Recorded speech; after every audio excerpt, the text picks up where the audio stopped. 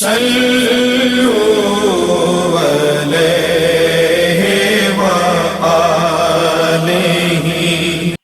أما بعد فأعوذ بالله من الشيطان الرجيم بسم الله الرحمن الرحيم ولو أنهم إذ ظلموا أنفسهم جاءوك فاستغفروا الله واستغفر لهم الرسول لوجدوا الله توابا رحيما۔ صدق الله مولانا العظيم وصدق رسوله النبي الكريم۔ إن الله وملائكته يصلون على النبي يا أيها الذين آمنوا صلوا عليه وسلموا تسليما۔ اللهم صل على سيدنا ومولانا محمد معدن الجود والكرم وآله وبارك وسلم صلاة وسلاما عليك يا سيدي يا رسول اللہ۔ محترم حضرات، مختصر حمد و صلات کے بعد اس فقیر فقیر نے آپ حضرات کے سامنے قرآن مجید فرقان حمید سورہ النساء سے ایک آیت مقدسہ تلاوت کرنے کا شرف حاصل کیا۔ قبل اس کے کہ کچھ عرض کیا جائے، اللہ تبارک و تعالیٰ سے دعا فرمائیں کہ وہ اپنے پیارے حبیب لبیب نبی کریم رؤوف الرحیم علیہ افضل الصلاۃ و تسلیم کے صدقے و طفیل مجھے حق کہنے کی توفیق عطا فرمائے۔ ہم تمام کو اللہ تبارک و تعالی حق سن کر حق کو قبول کرنے کی اور اس پر عمل کرنے کی توفیق عطا فرمائے۔ آپ کو یاد ہوگا کہ گزشتہ جمعے ہم نے حضرت ابراہیم علیہ الصلاۃ والسلام کے فضائل اور مناقب، یہ کہ ابراہیم علیہ الصلاۃ والسلام اللہ تبارک و تعالی کی رضا اور لقاء کے لیے اپنے فرزند کو ذبح فرمایا۔ تو جب انہوں نے اپنے صاحبزادے اسلام کی گردن پر چھری پھیری تو رب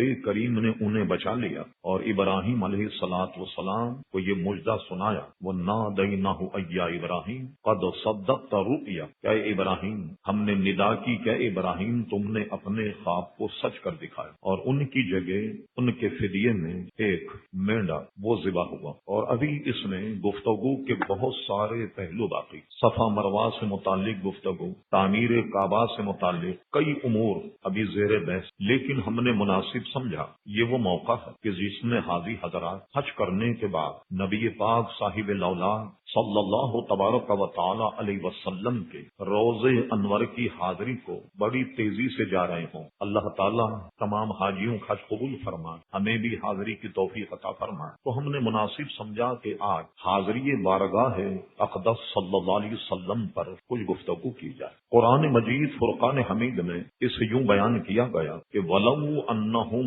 إِذْ ظَلَمُوا أَنفُسَهُمْ جَاءُوكَ، اے میرے حبیب صلی اللہ علیہ وسلم اگر لوگ اپنی جانوں پر ظلم کریں، جاءوك گناہ اور اپنے نفسوں پر ظلم، اپنی جانوں پر ظلم کرنے کے بعد آپ کے دربار میں آ جائیں، اور آپ کے دربار میں آنے کے بعد فاستغفروا اللہ، اللہ سے مغفرت چاہے، واستغفر لهم الرسول، رسول بھی ان کے لیے مغفرت چاہے۔ ایک ترجمہ اس کا یہ ہے کہ رسول بھی تمہارے لیے شفاعت چاہے، لوجد اللہ تواب رحیمہ، تو وہ اللہ تبارک و تعالی ان کے گناہوں کا بخشنے والا مہربان پائے۔ یہ آیت مقدسہ کا مرادی معنی۔ اب آئی حضور علیہ السلام کے روضے اقدس کی حاضر شیخ محقق شاہ عبدالحق محدث دہلوی اہل سنت کی ترجمانی کرتے ہوئے اس معاملے میں اہل سنت کا مذہب ہمارا نظریہ یہ بیان کیا کہ حضور علیہ الصلاۃ والسلام کی بارگاہ میں حاضری پر اتنی حدیثیں آئیں اور نہایت موقع اور اتنی ضروری باتیں آئیں کہ بعض علماء اس کے وجوب کے قائل، بعضوں نے اس کو سنت موقدہ، اور شیخ موقع فرماتے ہیں یہ قریب با واجب ہے، یعنی حضور کے روز انور کی حاضری واجب کے بالکل قریب ہے، یہ اہل سنت کا مذہب۔ اکابر علماء فرماتے ہیں اگر آدمی حج کرنے کے لیے جائے اور آنے کا جغرافیہ ایسا ہو کہ پہلے حضور کے مزار پر حاضری دے اور پھر حج کرے، اس میں بھی کوئی مذائقہ نہیں، اور اگر اس طرح ہو کہ پہلے حج کریں اور بعد میں سرکار کے مزار پر حاضری دے، اس میں بھی کوئی حرج نہیں۔ دونوں طرح حاضری حضور علیہ السلام کی بارگاہ کی از بس ضروری، اور اتنے فضائل اور مناقب کہ جسے شیخ محقق شاہ عبدالحق محدث دہلوی، حضرت علامہ امام تقی الدین سبکی رحمت اللہ تعالی علیہ، اور اسی طرح علامہ سمہودی نے وفاء الوفا اور دیگر کتب میں بے انتہا اس کے فضائل اور مناقب اور وہ ساری حدیث نقل، اور اسی طریقے سے کسی کے پاس استطاعت ہو، توفیق ہو، اس کو اہمیت نہ دے اور حضور کے مزار پر حاضری کو کہے، ان کے مزار پر جانے کا کیا فائدہ؟ حج تو ہم نے کر لیا، تو ایسے شخص پر بڑی سخت وعیدیں آئی، جیسا کہ ہم آگے عرض کریں۔ اب آئیے، آیت آپ نے سن لی، ایک دو حدیثوں پر ہم صرف کلام کریں گے کہ وقت اتنا ہی ہوتا ہے۔ حضور علیہ السلام نے ارشاد فرمایا من زارا قبری وجبت لہو شفاعت، میرے گویا وصال شریف کے بعد جو میری قبر کی زیارت کو آیا تو وجبت لہو شفاعتی، اس کی شفاعت کرنا مجھ پر واجب ہو گیا کہ کل قیامت میں اس کا شفیع ہوں گا جو میرے مزار پر انوار پر آئے۔ اچھا، اب وجبت لہو شفاعتی، حضور اس کے شفیع ہوں گے، یہ تو اور بھی قرآنی آیتوں میں جیسا کہ فرما عصا ان یبعثک ربک مقام محمودا، سورہ بنی اسرائیل 15واں پارہ، کہ اللہ تبارک و تعالی آپ کو مقام شفاعت عطا فرمائے گا، اور یہ شفاعت کبریٰ اس سے مراد لی۔ گزشتہ آپ جمعے سن چکے کہ حضور علیہ السلام نے فرمایا میرے رب نے مجھ سے فرمایا کہ آدھی امت کو ہم اس کی نجات فرما دیں یا شفاعت عام، یہ دونوں میں سے کوئی منصب آپ لیجیے۔ فرما میں نے آدھی امت کی مغفرت کا سامان نہیں کیا، گویا پوری امت کی مغفرت کے لیے شفاعت کبریٰ کا منصب میں نے پسند کیا، وہ عام ہوگی۔ شفاعت تو ویسے بھی حضور علیہ السلام کے غلاموں کی ہوگی، اور حضور کی شفاعتی سے انشاءاللہ تبارک و تعالی ہم جنت میں جائیں۔ تو یہاں جو فرمایا اس میں کیا تخصیص کہ وجبت لہو شفاعت، اللہ اکبر۔ دیگر اور احادیث کو سامنے رکھتے ہوئے شیخ محقق نے یہ موقف اختیار کیا، وہ شفاعت جو قیامت میں عام مسلمانوں کی ساتھ ہوگی وہ عام، اور جو حضور کے مزار پر انوار پر حاضری تھے وہ شفاعت خاص ہوگی۔ اور ایک اور حدیث میں فرمایا گیا کہ جو میرے وصال کے بعد میری قبر شریف پر آیا تو وہ کل قیامت میں میرے جوار رحمت میں ہوگا، میرے قریب ہوگا کل قیامت میں، کہ جو شخص میرے مزار پر انوار پر آیا تو ایک تو ہے شفاعت عام جو ہر مسلمان کو حاصل ہوگی، اور ایک شفاعت خاص کہ جو حضور کے مزار پر انوار پر حاضری دینے والے حضرات کو اللہ تبارک و تعالی عزیزان گرامی عطا فرمائے۔ اب آئیے، شیخ محقق شاہ عبدالحق محدث دہلوی جذب القلوب الی دیار المحبوب سے کچھ گفتگو ہم آپ کو سنا۔ یہ سب شیخ محقق نے لکھا، اور بھی کتابوں میں موجود ہے، لیکن ایک حوالہ ہی کافی۔ بر صغیر کے عظیم محدث شیخ محقق شاہ عبدالحق محدث دہلوی رحمۃ اللہ علیہ۔ اب ہم صرف وہ حاضری کے نکات بیان کرتے ہیں کیونکہ اور بھی ضروری باتیں کرنی۔ فرمایا کہ جو شخص میرے وصال کے بعد میری قبر پر آیا تو وہ ایسا ہے جیسا اس شخص نے مجھ سے میری زندگی میں ملاقات کی، یا وہ شخص ایسا ہے جیسا میری زندگی میں میرے پاس بیٹھا یا میری صحبت میں بیٹھا۔ لیکن ایک بات ذہن میں رہے کہ حدیث شریف میں تو ضمانت دے دی گئی کہ جو شخص وصال کے بعد میری قبر پر آیا وہ ایسا ہے جیسا کہ میری صحبت میں بیٹھا، یا ایسا ہے جیسا کہ اس نے زندگی مجھے دیکھا۔ لیکن یہاں علماء یہ تخصیص کرتے ہیں کہ وہ شخص صحابی نہیں بنے گا، ورنہ کوئی کئی حدیثوں استدلال کرے کہ میں تو صحابی بن گیا، کہ حضور فرماتے ہیں کہ وہ تو ایسا جیسا زندگی مجھے دیکھا یا میری صحبت میں۔ یہی تو احادیث مقدسہ میں ہے کہ حضور علیہ الصلوۃ والسلام کو جس نے دیکھا وہ صحابی بن گیا۔ حالت ایمان میں جو حضور کی صحبت میں بیٹھا یا حضور کو دیکھا وہ صحابی بن گیا۔ یہ دو جملے میں نے اس لیے کہے، جو حضور کی صحبت میں بیٹھا یا حضور کو دیکھا، 5 صحابہ کرام علیہم رضوان نابینا، جیسے حضرت عبداللہ ابن مکتوم، انہوں نے حضور علیہ السلام کو تو نہیں دیکھا لیکن حضور کی صحبت میں بیٹھے، آپ کے کلام کو آپ نے سنا، اس لیے حضور علیہ السلام کے صحابی ہو گئے۔ اور ایک لمحے کسی شخص نے حضور کو دیکھ لیا ایمان کی حالت میں، سبحان اللہ، وہ بھی صحابی ہو گیا۔ دنیا بھر کے قطب اور ابدال جمع کر لیے جائیں تو اس کے شرف کو نہیں پہنچ سکتے۔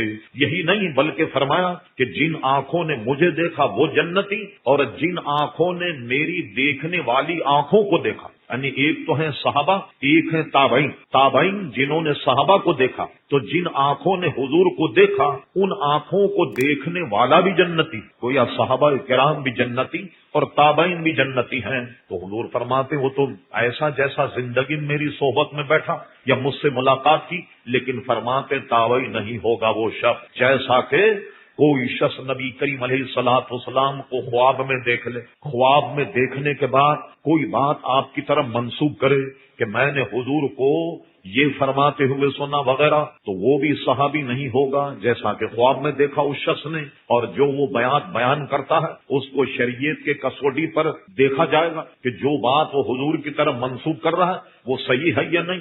اگر وہ بات غلط ہے فوراً اس کو مسترد کر دیا جائے گا۔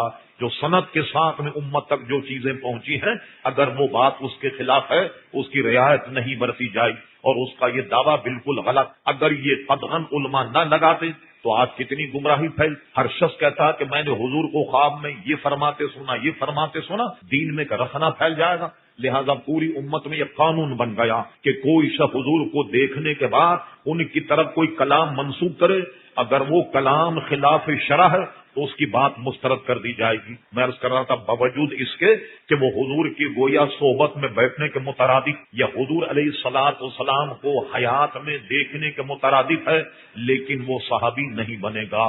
کیا مطلب ہوا کہ جو شخص مدینہ منورہ حاضر ہوا وہ ایسا جیسے حضور کی زندگی میں اس نے حاضری تھی، یا وہ ایسا جیسا کہ حضور علیہ السلام کی صحبت میں بیٹھا۔ ایک علماء کا مذہب، یہاں مذہب سے مراد نظریہ، ایک نظریہ یہ ہے کہ جب بھی کوئی مدینہ منورہ آئے یہ نہ کہے کہ میں حضور علیہ السلام کے مزار پر میں نے حاضری دی یا حضور علیہ السلام کے قبر شریف میں نے حاضری، بلکہ یہ کہے کہ میں حضور کے دربار میں حاضری دینے آیا، حضور کی خدمت میں حاضری دینے آیا۔ کیونکہ حضور علیہ السلام نے فرمایا، جیسا کہ میں نے حدیث میں بیان کی، کہ فرمایا وہ ایسا جیسا زندگی میں اس نے مجھے دیکھا۔ تو یہ دیکھیے کس قدر فضیلت اور منقبت ہے حضور کی بارگاہ میں۔ اور یہ ارشاد فرمایا گیا کہ جو حج کے لیے جائے یا زیارت حرمین شریفین کے لیے جائے اور وہ مکہ میں مر جائے یا مدینہ شریف میں مرے تو فرمایا کہ اس کے بھی ہم شفیع ہیں اور قیامت میں وہ ہمارے ساتھ ہوگا۔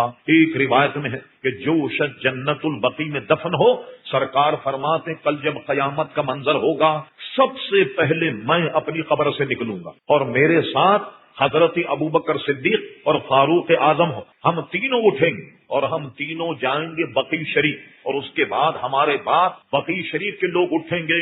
تو گویا جو بقیع شریف میں دفن ہے وہ بھی کل قیامت میں حضور علیہ السلام کے جوار رحمت میں اور حضور علیہ السلام کے بعد اپنی قبروں سے اٹھائے جائیں گے۔ تو گویا طیبہ میں دفن ہونا بھی جنت کی ضمانت اور شفاعت کی عزیزان گرامی ضمانت۔ اسی کو اعلی حضرت امام اہل سنت مجدد دین و ملت فرمان شمع رسالت عظیم البرکت عظیم مرتبت مولانا شاہ احمد رضا خان فاضل بریلوی فرماتے کہ طیبہ میں مر کے ٹھنڈے چلے جاؤ آنکھیں بند کہ سیدھی سڑک یہ شہر شفاعت نگر کی ہے۔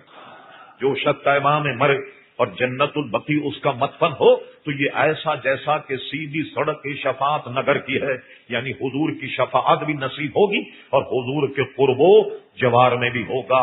بہت ممکن ہے کہ کوئی شخص اس بات کی خواہش کرے کاش ہم بھی حضور کے ساتھ ہوں، لیکن ہمارا مدفن تو عزیزان گرامی پاکستان یا ہندوستان جہاں ہم مرے ہمیں تو کوئی پتہ نہیں کہ ہمارا انتقال کہاں اور کب ہوگا۔ اسی کو امام جلال الدین سیوطی رحمۃ اللہ علیہ شرح الصدور بشرح حال الموت والقبور میں اس کو فرمایا کہ علماء نے اس کو پسند نہیں کیا کہ کوئی آدمی پہلے سے اپنی قبر بنا لے کہ جب میرا انتقال ہو تب مجھے اس میں دفن کیا جائے، اس لیے کہ آدمی کو کیا پتا وہ کہاں مرنے والا، آدمی کو کیا معلوم کہ اس کی موت کہاں واقع ہوگی۔ اس کو بعض علماء نے اچھا نہیں جانا، لیکن یہ کہ ہم اور آپ یہ کہیں کہ صاحب پھر تو حضور کا جوار اور حضور علیہ السلام کا قرب ہمیں کیسے نصیب، ہم تو پاکستان ہندوستان میں مرے، حضور کا قرب ہمیں کیسے حاصل؟ ایک تو اس کا جواب یہ ہے، اس نعمت سے ہم نے کا کوئی آدمی اگر کوشش کرے تو محروم نہیں رہے گا۔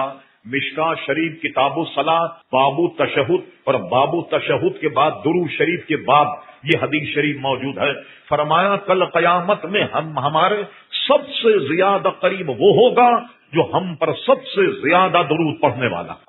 لہٰذا یہ منصب بھی آپ اپنی محنت شاقہ سے حاصل کر سکتے کہ کثرت سے حضور پر درود پڑھنے والا عزیزان گرامی کل قیامت میں حضور علیہ السلام کے ساتھ ہوگا۔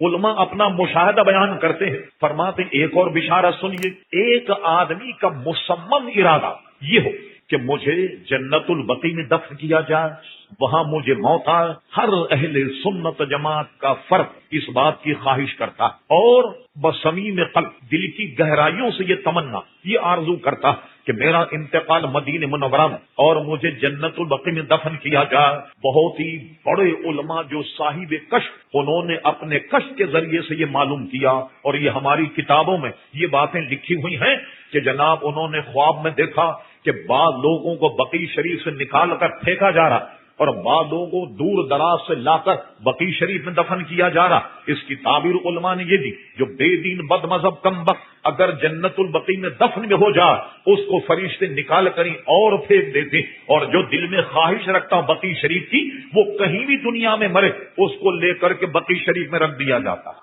یہ تمنا، یہ آرزو عزیزان گرام ہر مومن کی ہونی چاہیے۔ یہ جو آخری بشارت ہے اللہ تبارک و تعالی یقیناً یہ شرف عطا فرمائے گا اگر عزم مصمم دل کی گہرائیوں سے اللہ تبارک و تعالی کی بارگاہ میں دعا، اللہ سے دعا فرمائے کہ ہم سب کا مدفن مدینہ منورہ۔ خیر گفتگو طویل ہو گئی، یہ تو وہ چیزیں ہیں کہ جو حضور علیہ السلام کی بارگاہ میں حاضری، وجبت لہو شفاعت، میری شفاعت اس کے لیے واجب ہو گئی۔ شیخ موقق نے بڑا لطیف نقطہ بیان فرمایا کہ ایمان کو تازہ کر، فرمایا کہ یہ جو فرمایا وجبت لہو شفاعت، ایسے شخص کا مجھ پر واجب ہو گیا کہ میں اس کی شفاعت کروں۔ فرماتے اس پہ اگر غور کیا جائے، تدبر کیا جائے کہ حضور نے کیا بشارت دی، جو آدمی مدینہ منورہ حاضر حضور علیہ السلام کی بارگاہ میں حاضری تھے، حضور فرماتے مجھ پہ شفاعت واجب ہو گئی۔ ایک ضمانت حضور نے یہ دی ہے، شفاعت تو حضور اس کی کریں گے نا جو اہل ایمان، اگر ایمان پر خاتمہ نہ ہوا حضور کیسے شفاعت کریں؟ ایمان ہی پر خاتمہ نہ ہوا اس کی مغفرت کیسے ہوگی؟ فرما جب حضور فرماتے مجھ پر اس کی شفاعت واجب ہو گئی تو آپ غور اور تدبر کریں تو اس میں ایک اور بشارت، اور وہ بشارت یہ ہے کہ حضور اقدس کے مزار پر حاضری دینے والا صاحب ایمان ہے تو اب حضور فرماتے اس کی شفاعت مجھ پر واجب ہو گئی۔ اس میں ایک مضمون مخفی یہ ہے کہ اس کا انتقال ایمان پر ہوگا، اس کی موت ایمان پر واقع ہوگی۔ بھائی ایمان پر موت واقع ہو تبھی تو حضور شفیع بنیں گے یا نہیں؟ تو فرماتے یہ کتنا بڑا فائدہ حضور علیہ السلام کے مزار پر انوار پر حاضری کا، اس کا خاتمہ ایمان پر ہوگا، اس لیے کہ حضور اسی کی شفاعت کریں گے جس کا خاتمہ ایمان پر ہو۔ حضور کے در اقدس کی حاضری یہ اتنی بڑی نعمت ہے کہ گویا حضور علیہ السلام کی سے پس پردہ یہ بھی بشارت دے گی کہ اس کا خاتمہ ایمان پر ہوگا۔ رب کریم سے دعا کیجیے سرکار کے صدقے ہم سب کا خاتمہ ایمان پر ہو۔ اور اس کے بعد آئیے فرمایا جس کے پاس وسائل ہیں کوئی چیز مانے نہ ہو، یعنی حج کرنے کے بعد وہ اتنا سخت بیمار پڑا کہ اپنے وطن کو سفر کرنا یا پیسہ چوری ہو گیا یا لٹ گیا پٹ گیا، اب مدینہ شریف کی حاضری کا سامان نہیں، کسی سے طلب کرنے میں بھی ہچکچا رہا۔ اب ایسی صورت میں یعنی بحیثیت مجبور اگر وہ حضور کے مزار پر نہ جائے اس کا تو استثناء، لیکن کوئی یہ کہے کہ حضور کے مزار کی حاضری کوئی ضروری نہیں ہے، کوئی خاص بات نہیں، حج تو کر لیا اب چلو چلتے ہیں یہاں، حضور کے مزار کی حاضری اتنی ضروری نہیں ہے، اس کے لیے فرمایا کہ جس کے پاس استطاعت ہو اور وہ میرے مزار پر انوار پر نہیں آیا فقط جفانی، جس کا ترجمہ بظاہر یہ بنتا کہ اس نے میرے ساتھ جفا کی، اور جفا کا ترجمہ علماء یہ کرتے ہیں کہ جس کے پاس حیثیت تھی اور وہ میرے مزار پر انوار پر نہیں آیا، اس نے مجھ پر ظلم کیا۔ تو گویا وہ ظالم کہ جس کے پاس استطاعت ہو اور حضور علیہ السلام کے مزار پر انوار پر وہ حاضری نہ دے، ایسا شخص فرماتے فقط جفانی بتحقیق البتہ اس نے مجھ پر ظلم کیا۔ تو آپ نے دیکھا جو باوجود استطاعت اگر حاضری نہ دے وہ کیسا برا آدمی۔ حضور فرمات فقط جفانی، وہ یا اس نے مجھ پر ظلم کیا۔ اللہ تبارک و تعالی اس سے ہم مسلمانوں کو محفوظ رکھے۔ تو کہ حاضری کے ثمرات اور اگر حاضری نہ دی تو اس پر تعدیب، یہ بڑے مختصر انداز میں آپ نے سن لی۔ اب آئیے ہم اس آیت پر تھوڑی سی گفتگو کرتے ہیں کہ ایمان تازہ ہو جائے۔ فرمایا وَلَوْ أَنَّهُمْ إِذْ ظَلَمُوا أَنفُسَهُمْ جَاءُوكَ، گناہ تو کیا اللہ تبارک و تعالیٰ کا، اور یہ بات عام، جہاں چاہے اللہ کے دربار میں رجوع کر لے، جہاں چاہے اللہ تعالیٰ سے توبہ کر لے، اور یقیناً اللہ تبارک و تعالیٰ بندوں کی توبہ کو قبول فرمائے۔ مگر اس آیت میں ایک عجیب و غریب مضمون بیان، اور وہ یہ ہے وَلَوْ أَنَّهُمْ إِذْ ظَلَمُوا أَنفُسَهُمْ جَاءُوكَ، کہ جو لوگوں نے اپنی جانوں پر ظلم کیا اور میرے حبیب جاؤکا، یہ تیرے دربار میں آ گئے، تیرے دربار میں آنے کے بعد فاستغفر اللہ، اللہ سے مغفرت چاہی، ہونا یہ چاہیے تھا فاستغفر اللہ لوجد اللہ تواب رحیمہ۔ جب اللہ کے دربار میں توبہ اور جناب طائی ہو گیا، اب اللہ کو اپنی بخشش کرنے والا مہربان پائے۔ لیکن آیت کریمہ کیا ہے؟ فاستغفر اللہ، اللہ سے مغفرت چاہے، واستغفر لهم الرسول، اور رسول بھی ان کے لیے مغفرت چاہے، لوجد اللہ تواب رحیمہ، اب اللہ کو گناہوں کا بخشنے والا مہربان پائیں۔ کیا معلوم ہوا کہ حضور بھی اس کے لیے مغفرت کی دعا کرتے ہیں، اور حضور بھی اس کے لیے شفاعت اور مغفرت چاہتے ہیں کہ جو حضور علیہ الصلوۃ والسلام کے مزار پر انوار پر عزیزان گرامی حاضر ہوا، یہ کتنا بڑا انعام اور اکرام کہ جو شخص حضور کے مزار پر جائے اور اللہ سے مغفرت چاہے اور حضور علیہ السلام سے مغفرت چاہے اور حضور اس کے لیے مغفرت چاہیں، لوجد اللہ تواب رحیمہ، وہ اللہ تبارک و تعالیٰ کو اپنے بخشنے والا عزیزان گرامی فرمایا کہ مہربان پائیں گے۔ اس سے حضور کا توسل اور وسیلہ ثابت ہوا یا نہیں؟ تب آئیے، یہ تو وسیلہ توسل یہ بہت بڑا مضمون ہے۔ قرآن مجید فرقان حمید کی آیت ملاحظہ فرمائی، ارشاد باری تعالیٰ ہوا یا ایھا الذین آمنوا اتقوا اللہ، اے ایمان والوں اللہ سے ڈرو، اللہ کے دربار میں تقوی اختیار کرو، وابتغوا الیہ الوسیلہ، اور اللہ تبارک و تعالیٰ کے دربار میں وسیلہ تلاش کرو۔ اب مجھے بتائیے، لوگوں نے کہا یہ نماز، روزہ، حج اور زکوٰۃ اصل میں یہ وسیلہ ہے۔ اچھا، اب غور فرمائیے، آیت مقدسہ کا مضمون کتنا واضح، یا ایھا الذین آمنوا اتقوا اللہ، اے ایمان والوں تقوی اختیار کرو۔ روزہ تقوی میں ہے یا نہیں؟ یہ تفصیل بہت لمبی ہو جائے۔ نماز تقوی ہے یا نہیں؟ زکوٰۃ تقوی ہے یا نہیں؟ اطاعت اور عبادت تقوی ہے یا نہیں؟ عجیب، تقوی کا ذکر تو پہلے آ گیا، اعمال کا ذکر تو پہلے آ گیا، اور اس کے بعد وابتغوا الیہ الوسیلہ، اللہ تعالیٰ کے دربار اب وسیلہ تلاش کرو۔ معلوم ہوا کہ اعمال اور ہیں، وسیلہ اور ہے۔ اعمال کو بھی وسیلہ مان لیا جائے، یہ دونوں چیزوں کو ملا لیں آپ۔ یہ مضمون ہم نے پہلے کبھی بیان کیا، ضرورت پڑی آئندہ بھی انشاءاللہ اس کو کسی وقت بیان کر دیں گے۔ اس میں یوں تطبیق کریں تاکہ اختلاف ختم ہو جائے اور بات بھی سمجھ میں آ جائے۔ یقیناً نماز، روزہ یہ آدمی کے لیے مغفرت کا سامان، مگر خوب یاد رکھو نماز، روزہ، حج اور زکوٰۃ یہ بھی مغفرت کا سامان ہے، مگر حضور علیہ السلام قبول اعمال کا وسیلہ ہے کہ نماز، روزہ، حج اور زکوٰۃ حضور علیہ السلام کے صدقے میں قبول ہوتی ہے۔ جب حضور کے وسیلے سے قبول ہو، اب یہ نماز، روزہ، حج اور زکوٰۃ جو ہے یہ بھی اس وقت وسیلہ بنے گی جب سرکار کے وسیلے سے یہ اللہ تبارک و تعالیٰ دربار میں قبول ہو جائیں۔ اب آئیے بخاری شریف، آپ دیکھتے ہیں ٹی وی، میڈیا، الیکٹرانک اس قسم کے بک کرتا ہے، ارے بھائی براہ راست اللہ سے مانگو، یہ کسی سے مانگنے کی کیا ضرورت، حضور کے وسیلے اور توسل کی کیا ضرورت ہے؟ پہلے تو ہم نے آیت پیش کر دی وابتغوا الیہ الوسیلہ۔ اب آئیے بخاری شریف، لوگ بخاری کرتے میں تھکتے ہیں۔ بخاری شریف باب استسقاء میں یہ حدیث موجود۔ استسقاء کہتے ہیں کہ جب قحط ہو جائے تو بارش کے لیے دعا کی جائے۔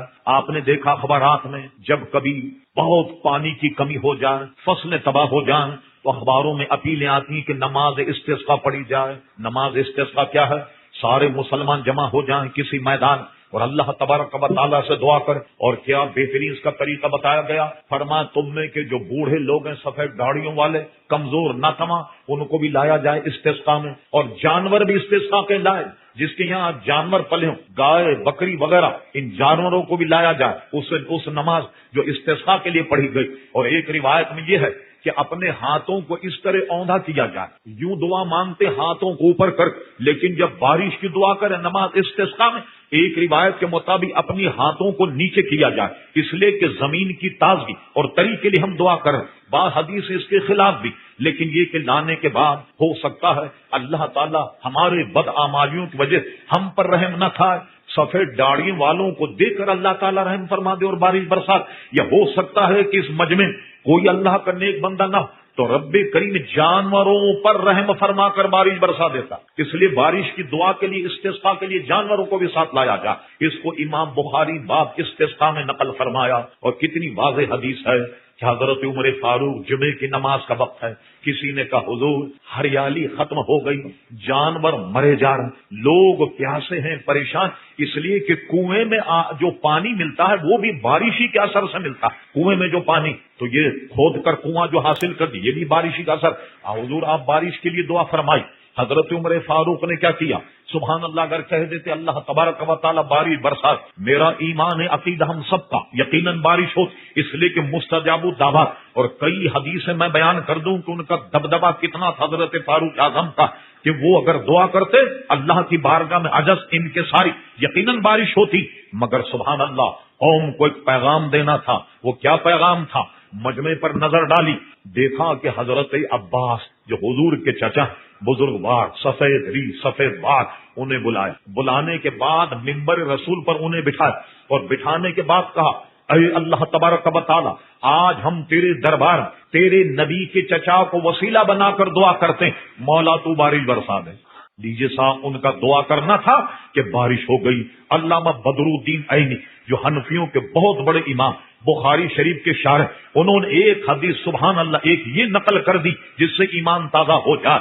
حضرت عباس کو منبر پر بٹھایا اور بٹھانے کے بعد جب وہ دعا کرنے والے تو ان سے پہلے حضرت عباس نے یہ دعا, اے اللہ تبارک و تعالی ان لوگوں نے مجھے تیرے نبی کا چچا سمجھ کر مجھے منبر پر بٹھا کر اور یہ میرے توسط سے میرے وسیلے دعا کر, مولا اپنے نبی علیہ السلام کے چچا اور اپنے نبی کی لاجر. اور فاروق اعظم نے کہا آج ہم تیرے نبی کے چچا کو وسیلہ بنا کر دعا کر, اور موسلا دھار بارش ہو گئی.